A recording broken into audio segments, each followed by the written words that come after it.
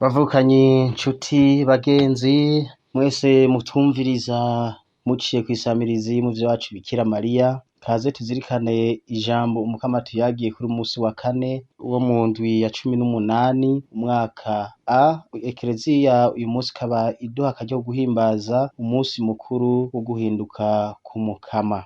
Ibisomwa vyeranda tuzirikana kuri uyu musi tubisanga aha hakurikira. Igisomwa ca mbere tugisanga mu gitabo c'umuhanuzi Daniyeli, ikigabane c'indwi kuva ku murongo w'icenda gushika kuw'icumi n'umurongo wa 13 n'uwa 14. Izaburi ni ya 96, inkuru nziza yashikirijwe na Matayo mweranda, ikigabane ca 17 kuva ku murongo wa mbere gushika ku murongo w'icenda. Yaga Mukama, basavyi bawe baguteze yompi. Ivyo dusoma mu gitabo c'umuhanuzi Daniyeli, ndakomeza kwitegereza mbona bateguye intebe umutama yicarako. Impuzu yiwe yarera nk'urubura, umushatsi wiwe usize nk'ubwoya bw'intama butagira inenge. Intebe yiwe yarayengerana nk'umuriro kandi ifise imipira y'ibishirira. Uruzi rw'umuriro rududubiriza imbere yiwe. Abamukorera bari injojo n'injojo, naho imbere yiwe hari hahagaze amajana n'amajana, bariko baraca imanza, ibitabo vyugururwa.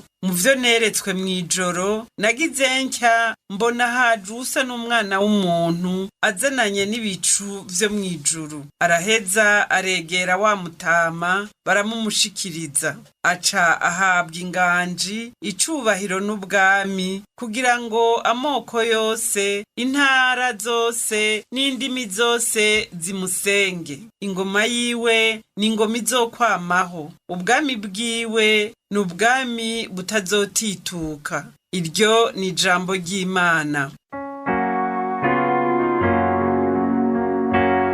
Mukama, uri umwami wacu rudasumbwa aganza isi yose.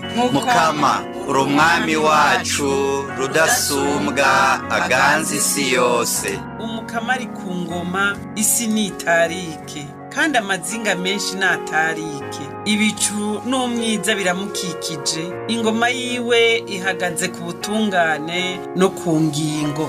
Mukama, uri umwami wacu rudasumbwa aganza isi yose. Igihe imiravyo yiwe yabonesha kw'isi, ibihugu vyaciye bibona bihinda agashitsi. Imisozi nayo ngo ibone umwami w'isi yose, icirashonga nk'ibishashara. Mukama, uri umwami wacu rudasumbwa aganza isi yose. Ijuru rihaya ubutungane bwiwe, intara zose zigaca zibona ubuninazwa bwiwe. Ibisagara vya Yuda birahimbagwa mu kubona ivyo wakoze Mukama. Mukama, uri umwami wacu rudasumbwa aganza isi yose.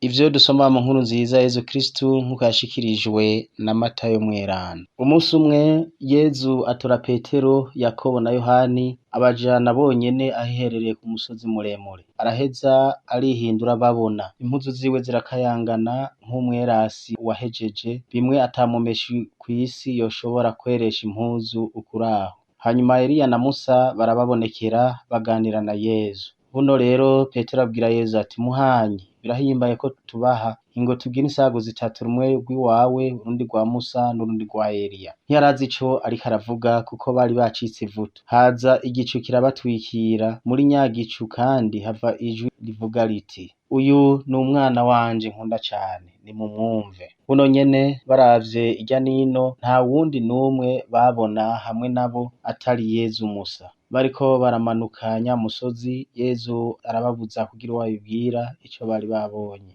Umwana w'umuntu atamaze kwizura mu bapfuye. Nabo bakora uko ababwirije, ariko babazanya bonyene ivyari vyo ukuzuka ava mu bapfuye. Dushemeze ijambo ry'Umukama.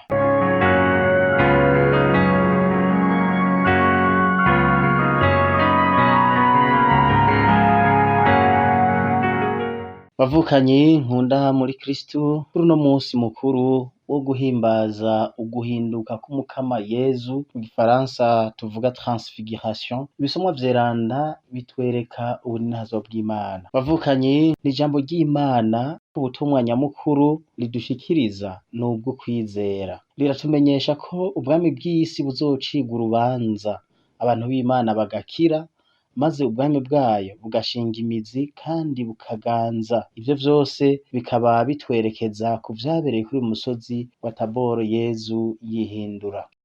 Umutumwa Petero arashinga intahe ko ivyo yigisha atari imigani canke ivyiyumviro vy'abantu.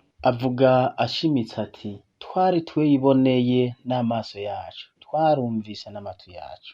Bakunzi b'Imana, natwe abakristu b'iki gihe twemera Yezu yahindutse mu buninahazwa kandi yazutse, kuko twizera intahe y'abamubonye mu buninahazwa bwiwe. Mu nkuru nziza itwinjiza icese muri uwo muhango, muri uwo mwanya Yezu nyene yahinduka ku musozi ari kumwe na Petero na Yakobo na Yohani.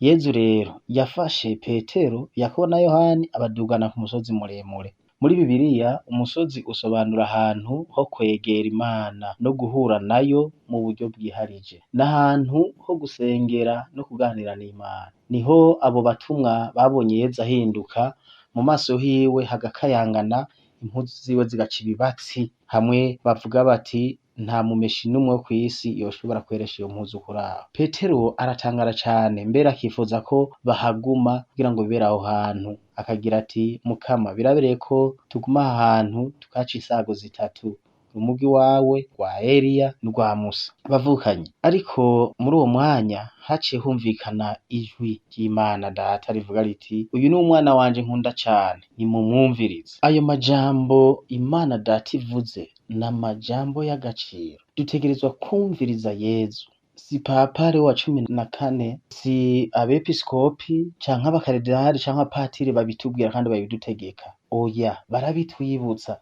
Ni Imana ubwayo ibidutegeka kumviriza Yezu. Ivyo biradukora twese ku mutima, mbere no mu bihe vy'akaruhuko twamwibagiye twame tuvyibuka. Umukama ari hagati mu buzima bwacu, mu bikorwa vyacu no mu maganya yacu, ariko kenshi usanga tumwibagira, tukubaka ubuzima bwacu twamwibagiye, twamukuyemwo aho kumushiramwo. Bavukanyi, bakunzi b'Imana, twebwe abigishwa ba Kristu duhamagarirwa kuba abantu bumviriza ijwi ryiwe kandi bakubahiriza inyigisho ziwe. Kugira ngo twumvirize Yezu, dutegerezwa kuba hafi yiwe, kumukurikira no kwakira inyigisho ziwe. Nivyo abantu benshi bakora mu nkuru nziza, bakamukurikira aho yaja hose. Inyigisho yabigishije yari inyigisho y'Imana Se. Natwe turazisanga buri munsi muri Bibiliya nyeranda. Igihe tuyisoma ni Yezu ubwiwe aba ariko aratubwira. Mu nkuru nziza yo guhinduka kwa Yezu twumvise, twasomewe, turabonamwo ibintu bibiri vy'abari ku rugendo vy'ingenzi: kuduga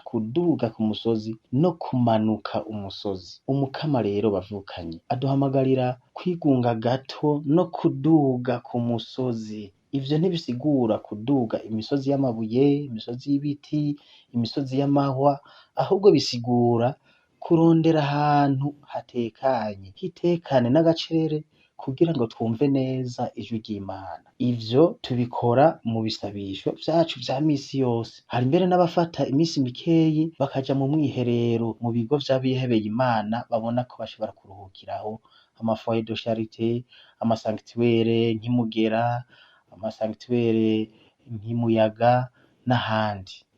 Ariko bavukanyi, ntidushobora kuguma ku musozi. Twaduze birasaba ko tumanuka. Guhura n'Imana mu gusenga bidusaba kumanuka kandi tukagaruka mu buzima bwa misi yose. Ubuzima bwa misi yose niyo dusanga babarushwa umukama dusaba kwiyegereza. Ya mitwaro y'ingwara duteza gusaba Yezu akadukiza, akarenganye dusaba ko Yezu aduha ubutungane, ubukene n'ibindi vyinshi tubisanga mu buzima bwacu bwa misi yose.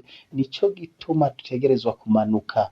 Uguma yaduze aribagira ubuzima bwa misi yose. Bavukanyi, turungikwa rero kw'isi, tumanuka rero kuba ivyabona vy'umwizero dufise muri Kristu yahindutse, akerekana ubuninahazo bwiwe. ijambo twakwiriye rikwiye gukurira muri twebwe. Ivyo bizoshoboka nitwaryamamaza, ntitwaryakiriye kugira ngo turinyegeze muri twebwe, ahubwo ni ukurisangiza abandi. Ubwo nibwo buzima bw'umukristu, kwakira Yezu no kumushikiriza abandi, nibwo buzima butegerezwa kugira umukristu uwo ari we wese. Mu minsi mike bavukanyi, mu minsi mike iri imbere tuzohimbaza umunsi mukuru iyorizwa mw'ijuru rya Bikira Mariya. Mariya rero, muvyeyi Bikira Mariya aduhamagarira kumviriza Yezu no gukora ivyo adutegeka. Tuvyibuke igitangaro ca mbere Yezu Kristo yakoze i Kana mu bugarira mu bugeni, ko Bikira Mariya yabwiye abaswa ati icaza kubategeka cose muragikore. Natwe rero Bikira Mariya aduhamagarira gukora ivyo Yezu adutegeka vyose. Tumwizigire rero, ni kumwe nawe twongera kuduga, kumwe nawe ari we muvyeyi Bikira Mariya, twongera kuduga ku musozi biciye mu gusenga. Tumaze kuzuzwa rero urukundo rw'Imana, tuzomanuka urwo rukundo turusangize isi irukeneye cane. Isi irakeneye urukundo. None bavukanyi, dufatanije na Kristo rero na Bikira Mariya, intahe yacu izokwama ivyamwa vyiza kandi ivyamwa bihoraho. Ntako nyene nivyo Yezu atwifuriza. Tubisabe nyene duciye ku muvyeyi wacu Bikira Mariya, yama atubera mu ngoro ubu no mu myaka yose. Amen. Mwari kumwe na Patiri Claude Sadiste Mahindagu wa Diocese ya Ruyigi, arangurira ubutumwa muri kino gihe muri paruwase yitiriwe Ana Mweranda. Umukama abahezagire mwese kw'izina rya Data na Mwana na Mutima Mweranda. Amen.